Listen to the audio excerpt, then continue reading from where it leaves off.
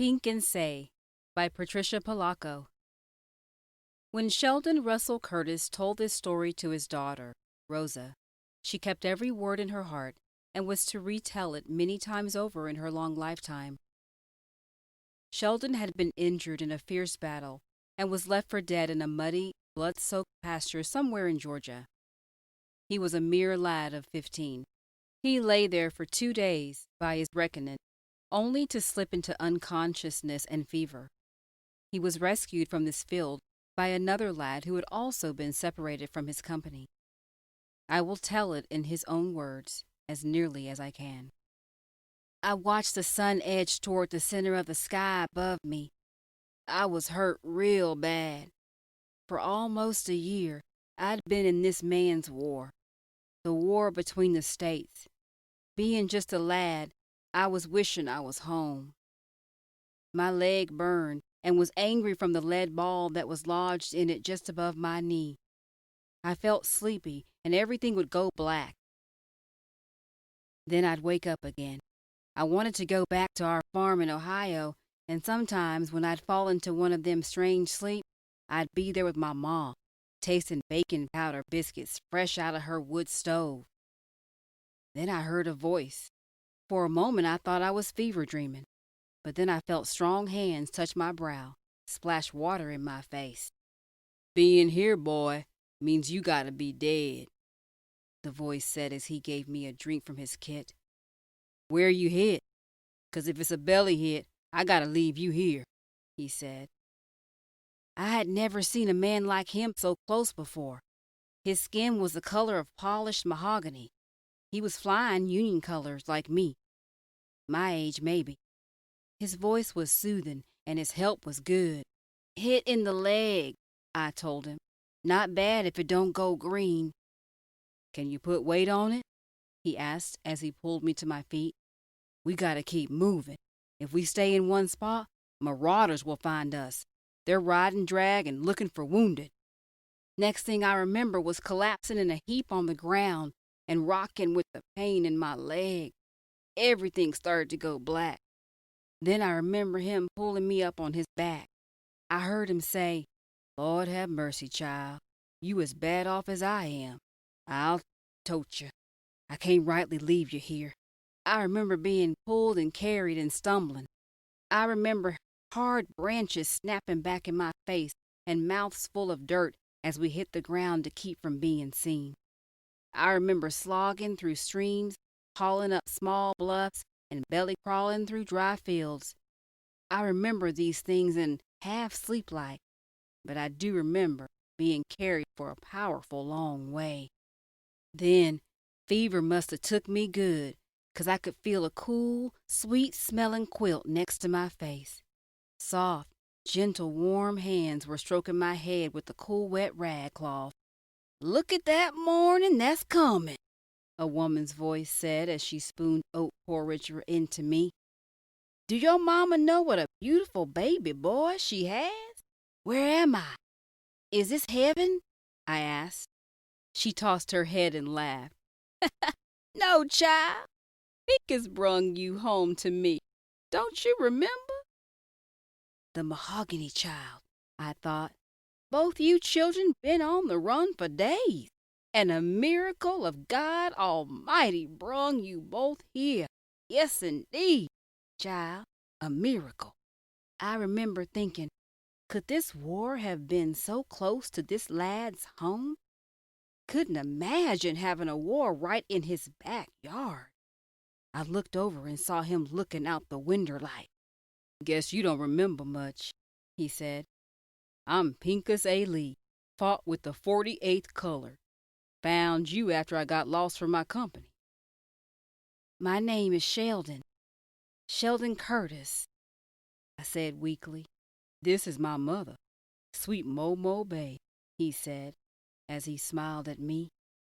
Lord, I never thought I'd see my dear boy again," she said as she hugged him. "I've been getting along, though, Pincus. Warm things got left in the big house when the family left. Dry goods, too. The rest I've been getting from the woods." They's a fresh water spring. Still have some chickens. Even got an old cow out back that still gives. Then you have been all alone here? Pincus asked his mother. Where is everybody? Your daddy runned off to fight a month ago. All the hands and their children runned off out of harm's way. But I stayed. I prayed to the Lord every day. My prayers were surely answered, 'cause he brought my baby back here to stay, she said as her face beamed. You ain't never gonna leave your mama again, are you, child? She said softly. Pincus looked troubled and didn't answer. Cream and pound these clothes of yours, she said as she readied to leave us. If you hear marauders coming, get for the root cellar door. Stay down there till they gone. That's what I've been doing. Marauders here? Pincus said with alarm. They've seen there's nothing here for them, child. Nothing. As soon as she left us, Pincus sank to my bedside. Sheldon boy, he whispered, as soon as you heal up, we got to get away from here. We are putting Momo Bay in great danger by being here. If they come and find that she's been holding troopers, then his voice trailed off. We got to get back to our outfits if we can find them. You mean back to the war? I asked. I must have gone pale as he went on to say, it's the only way, ain't it? Then he looked at me. Sheldon, you all right? You look bothered, he said as he eased me back. You can call me Say, I said. Everybody in my family calls me Say, not Sheldon. I expect you're my family now. Near enough, Say. Near enough, he said as he chucked the blanket under my feet. You can call me Pink, he said softly as he smiled. For the next week, Momo Bay fed us both up good. Raw milk and cornbread never tasted so good in all my born days. It was the first time in months my victuals didn't have any mealy worms in it. She saw to it that I tried to walk a little every day. So's that mean-looking leg don't go stiff on you and cripple up, she'd say. This place wasn't that much different from our farmhouse in Ohio. More poor, maybe, but it smelled the same, like pine boards and good cooking. A mess of beans with salt pork, cornbread, greens, and onions. When we slept, she sat near us, stoked the fire, and watched over us. Never thought I'd feel safe enough to sleep deep again. My mother and Kalo, my father, jumped the broom on this very spot, Pink said, as he walked me on my first day outdoors. And that there was the master's house. Master A. Lee, Pink spoke quietly as he helped me along. How come you have his last name? I asked. Boy, when you own, you ain't got no name of your own. Even Kalo had to take that name. As we rested under the willow tree, Pink asked me about my family back home.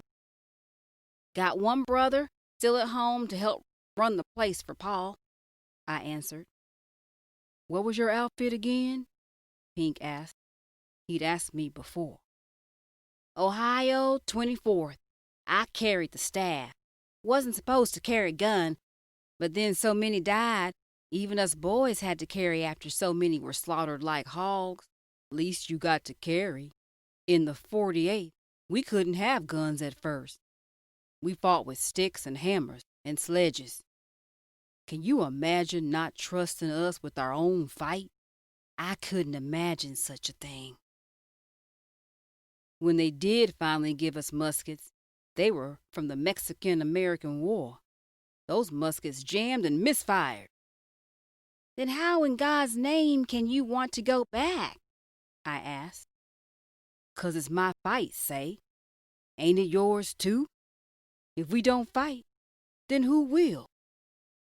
I had no answer for him, but God forgive me, I didn't want to ever go back to it. After a few more days, I could walk a little steadier, but still needed help. Pink took me out by the big house and walked me through it.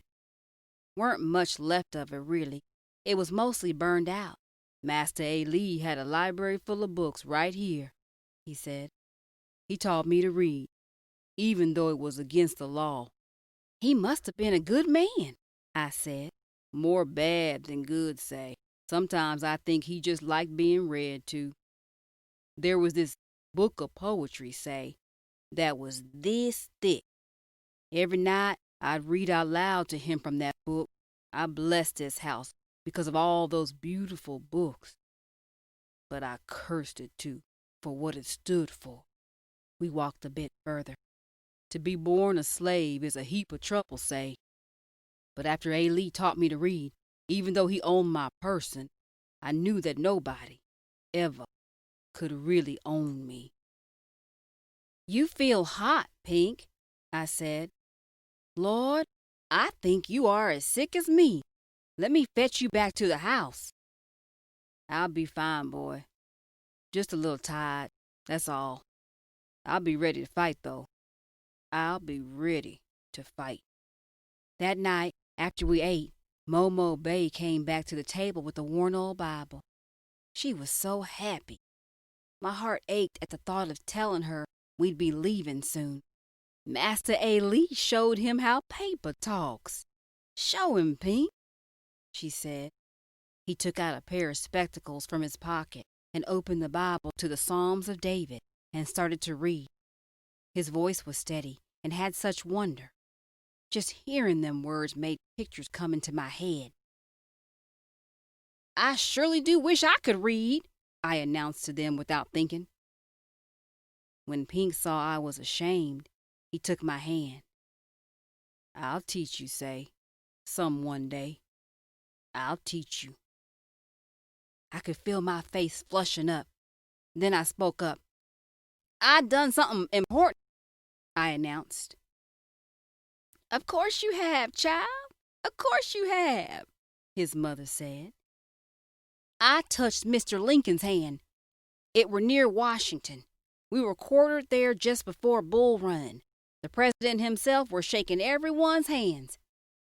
Put my hand right out. And he took it? Pink asked. Yep, he took it, I answered. Now there's a sign, ain't it? He said, smiling broadly. Touch my hand, Pink. Now you can say you touched the hand that shook the hand of Abraham Lincoln. Best thing to touching him, Momo Bay said in wonder. Most of the next day, Pink was studying an old map. Marauders don't fan out further than 30 miles or so from their camps. If they come here, then their units must be that close. We gotta get south of the river. See here, say? That's where my troops were headed.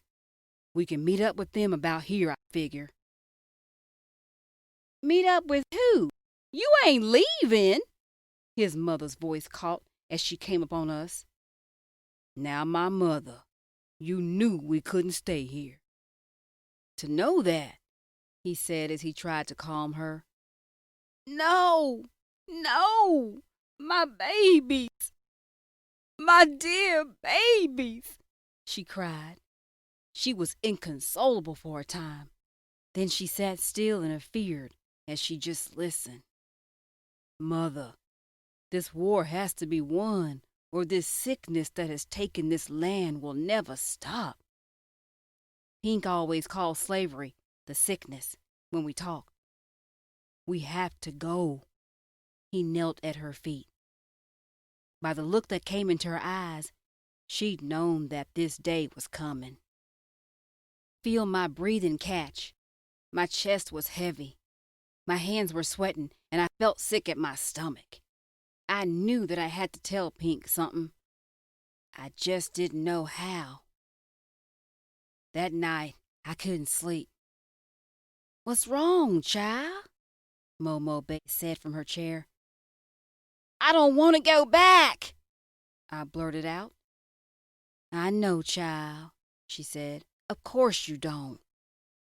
You don't understand. I took up and run away from my unit.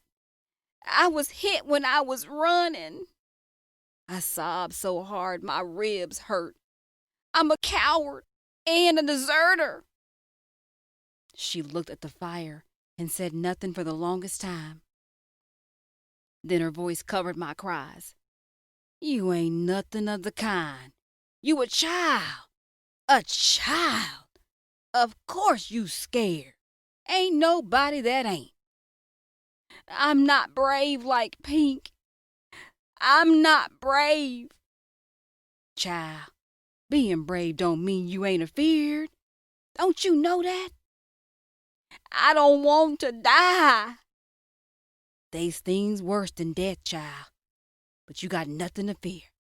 You are here now, and I'm hugging you up. You gonna be an old man someday. When it is your time, the sweet Lord'll send a hummingbird to fly your soul to heaven. Now, you ain't afeared of hummingbirds, are you? Her words brought me sweet sleep. That night, I dreamt of hummingbirds and green pastures full of sunlight and wildflowers. The next morning, we mustered to leave. We packed cornbread, salt pork, and dried beans. I would have done just about anything to stay, but my place was to go with Pink. I owed him that. Just as we were making the last sweep of the place, making sure that there were no signs of us ever being there, we heard wild screams and shrieks coming from the woods. Marauders, Pink said, as he grabbed a piece of wood for a club. Momo Bay took it from him. Get to the root cellar. They ain't got no truck with an old dark woman. You get to the cellar, you hear? We didn't like it, but then she pushed us. Hurry, before they're here. She lifted the root cellar door and shoved us in. Don't come out till I tell you. Porch steps creak as she ran from the cabin. She's drawn 'em off, Pink whispered. When the Marauders came in, my heart was pounding so hard I was sure they could hear it up there above us. There was a terrible commotion as they ransacked, looking for food. Then there was silence. A single shot echoed through the trees outside. They let out a war whoop as they thundered off. We waited for a sign from Momo Bay, but it didn't come. Finally, we climbed out and ran outside, only to see Momo Bay lying just beyond the porch. We put you in their way by staying here, Pink cried as he rocked her in his arms. Her eyes were looking in a faraway place as he closed them. Your son loves you, Momo Bay. Your son loves you, he sobbed as he kissed her. We both held her hand until there was no more warmth in it. After we buried her under the willow tree, we set out. Pink figured we were a 3 days' walk from Union troops. He watched the movement of the sun. Her words still rang in my heart. Her words about being brave. My steps were as sure now as they had ever been since the war started. We walked in the open, as clear as a country stroll, until the morning of the second day. Then we knew we were being followed. Take these, Pink said, as he took his spectacles from his pocket. If they catch me with them, there'll be trouble for sure. When they caught up to us, one yelled at me. Where you going with that darky, boy? I was afraid to answer because of my northern accent. It would, dead sure, give us away. Boy, what outfit you part of? Their leader barked. I couldn't answer. You Union boy? One jeered as he pulled my uniform from my knapsack. No, I ain't no Yankee. I got that from a dead one, I sputtered, trying to convince them. That was when we were grabbed. My words had given us away. We were prisoners of the Confederate Army. We were held up in a barn that night. Pink shivered with fever. I held him as he had done for me. The next morning, we were thrown into a boxcar. We rode for what seemed 2 days, stopping many times. When the door slid open, the daylight was blinding. We were loaded into a buckboard and taken through town. The townsfolk looked hard at us. All they had left for us was mean looks and a heap of hate. We jarred to a stop in front of gates that marked the entrance to a stockade. "It says Andersonville," Pink whispered. My heart stopped. I had heard of this place. It was one of the worst of the Confederate camps.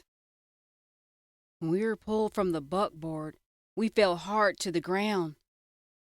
"No! No!" I begged as they pulled us both along.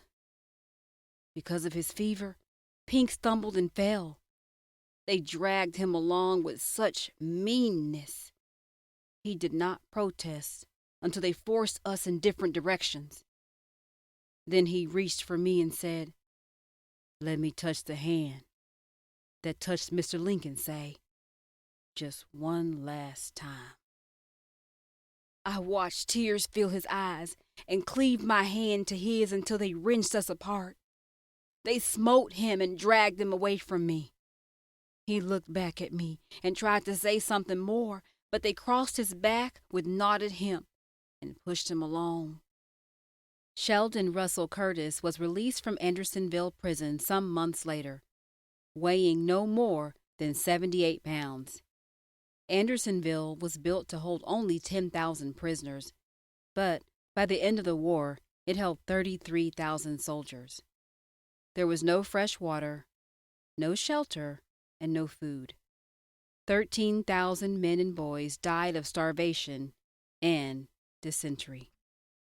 Sheldon Curtis returned to his home and recovered. He settled in Berlin Township in Saranac, Michigan. He married Abigail N. Bernard and fathered 7 children. He became a grandfather and a great-grandfather during his long lifetime. He died a very old man in 1924. Pincus A. Lee never returned home. For him, there was to be no wife, no children, nor grandchildren to remember him. It was told that he was hanged within hours after he was taken into Andersonville. His body was thrown into a lime pit. I know this story to be true because Sheldon Russell Curtis told his daughter, Rosa. Rosa Curtis Stowell told it to her daughter, Estella. Estella Stowell Barber, in turn, told it to her son, William. He then told me, his daughter, Patricia. When my father finished this story, he put out his hand and said, "This is the hand that has touched the hand that has touched the hand that shook the hand of Abraham Lincoln." This book serves as a written memory of Pincus A. Lee, since there are no living descendants to do this for him. When you read this, before you put this book down, say his name out loud and vow to remember him always.